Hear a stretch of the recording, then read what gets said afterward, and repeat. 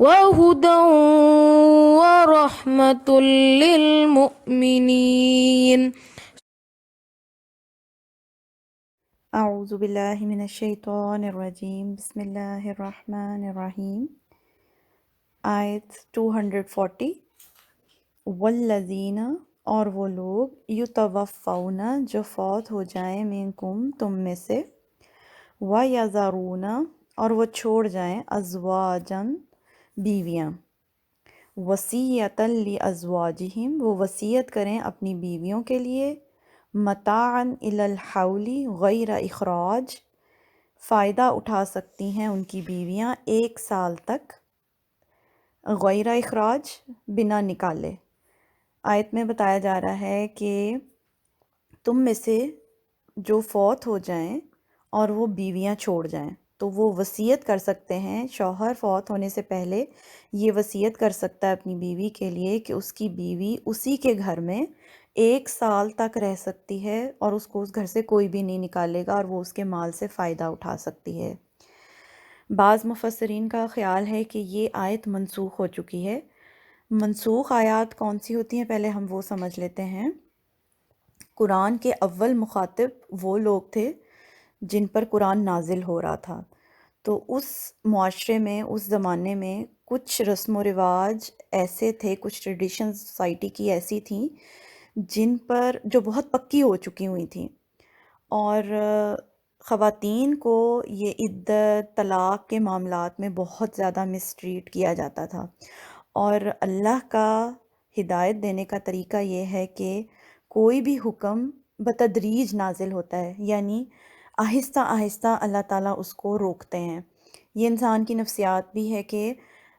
جب کوئی کام انسان کر رہا ہوتا ہے تو فوری طور پہ اگر اس کو اس سے روکا جائے تو وہ نہیں رکتا یا رکنا مشکل ہوتا ہے۔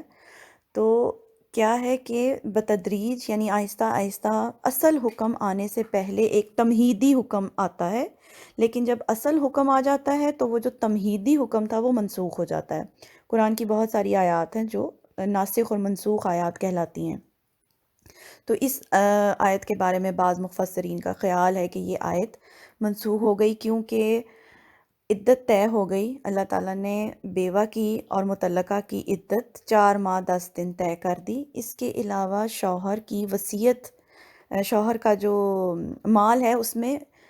وارث بھی ہے بیوی، یعنی وراثت میں بھی بیوی کو حصہ دیا گیا جو کہ پہلے نہیں دیا جاتا تھا۔ تو جب وراثت میں بھی حصہ اس کا طے ہو گیا تو پھر اس کے لیے حکم کیا رہ گیا کہ وہ 4 ماہ 10 دن صرف شوہر کے گھر میں رکے گی، اس کے بعد وہ آزاد ہے۔ جس وقت یہ آیت نازل ہو رہی تھی اس معاشرے میں جو جن خواتین کے شوہر فوت ہو جاتے تھے وہ 1 سال تک عدت میں رہتی تھیں، تو اس حکم کو فوری طور پہ نہیں ختم کیا گیا، اور اس میں یہ کہہ دیا گیا کہ 1 سال تک شوہر جو ہیں وہ وصیت کر دیں کہ بیویاں انہی کے گھر میں رہیں۔ اگر اس کو منسوخ نہ بھی سمجھیں ہم آیت کو تو بھی یہ آیت اسی طرح اپلائی ہو سکتی ہے کہ اگر شوہر چاہے اعلیٰ ظرفی کا ثبوت دے، یعنی شوہر یہ وصیت کر جائے کہ میری بیوی 1 سال تک میرے گھر میں رہ سکتی ہے، اسے کوئی وہاں سے نہیں نکالے گا، وہاں کوئی اس کو تنگ نہیں کرے گا، وہ میرے مال سے فائدہ اٹھا سکتی ہے، 1 سال تک میرے گھر میں رہ سکتی ہے، یہ اس کی اعلیٰ ظرفی ہے۔ عورت رہ سکتی ہے مگر 4 ماہ 10 دن کے بعد وہ آزاد ہے، چاہے تو وہ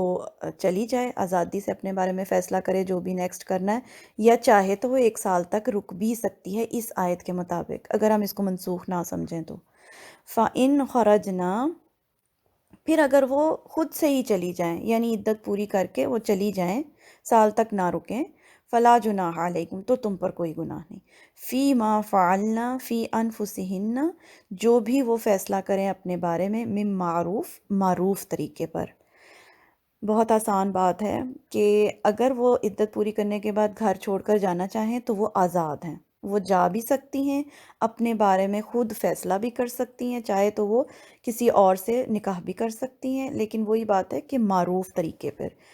واللہ عزیز حکیم، اور اللہ زبردست حکمت والا ہے۔ یہ اللہ کی حکمت ہے۔ خواتین بعض دفعہ جب بیوہ ہوتی ہیں ایموشنلی بہت ڈسٹرب ہوتی ہیں، اور بعض دفعہ خواتین اپنے پیرنٹس کے گھر بھی لوٹ کر واپس نہیں جانا چاہتی، یعنی عدت میں تو مسٹ ہی ان کو شوہر کے گھر میں رہنا ہے، لیکن اگر وہ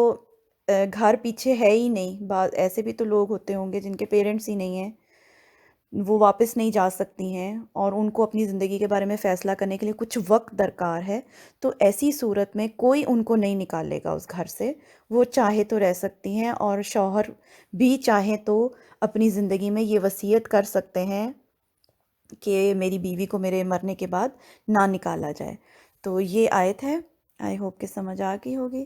سبحانک اللہم و بحمدک اشہد ان لا الہ الا انت استغفرک و اتوب الیک۔